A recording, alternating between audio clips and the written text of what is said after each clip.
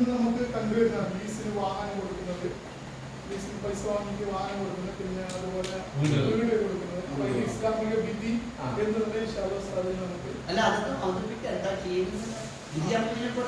അതായത് ഇപ്പൊ ഒരാൾക്ക് പൈസ ആവശ്യം വരുന്നത്. അപ്പൊ ഞാൻ എന്റെ കയ്യിലുള്ള വാഹനം എന്താക്കുന്നു, നൂഷാൻ കൊടുക്കുന്നു. നൂഷാനോട് ഞാൻ ഒരു 5 ലക്ഷം രൂപ വാങ്ങുന്നു.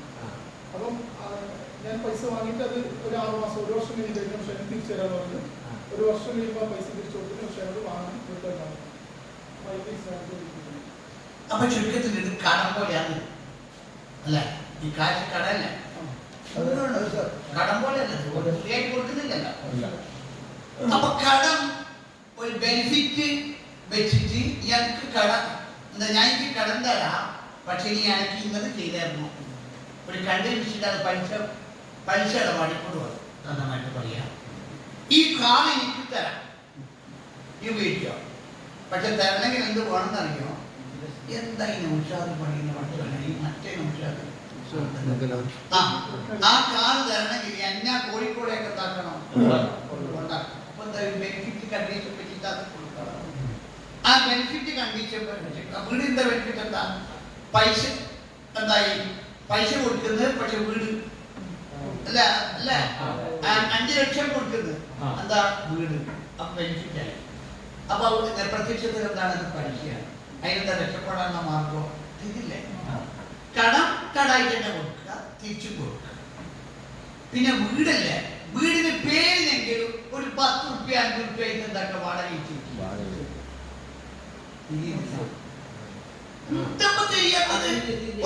വരാൻ പോകുന്നില്ലല്ലോ.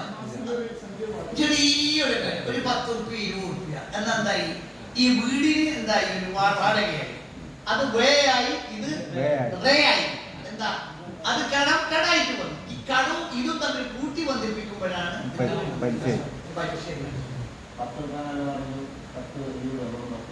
അല്ല ഏതായാലും കൊടുക്കുന്നത് മറ്റേതാകുമ്പോൾ സംഗതി മനസ്സിലാക്കാത്തത് ഹലാലായി കിട്ടാം. 20 റുപ്യ കൊടുത്തു, അതാണ് എന്റെ ഇത് അതുമായിട്ട് കൂട്ടി കേൾക്കേണ്ട.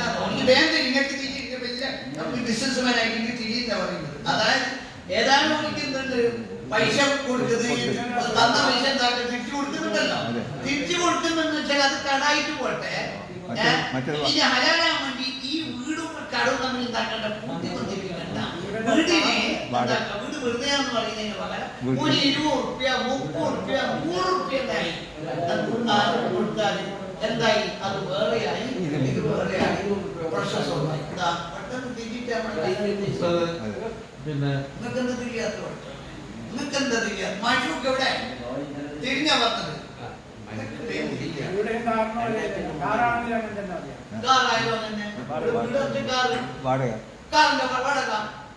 എന്താ ഏതായാലും തിരിച്ചു കൊടുക്കുന്നുണ്ടല്ലോ, തിരിച്ചു കൊടുക്കുന്നുണ്ടല്ലോ. തിരിച്ചു കൊടുക്കുമ്പോ എന്താ അത് ആയി കിട്ടാൻ വേണ്ടി ഇത് ഈ കാറിന് വേണ്ടി തീർന്നുള്ള വാടകാലം വരാതിരിക്കാൻ വേണ്ടി കാറുകളിൽ പ്രതീകാത്മകമായിട്ട് ഞാൻ ഇത് മാറ്റാൻ നോക്കും. അങ്ങനെ നോക്കിയ പിന്നെ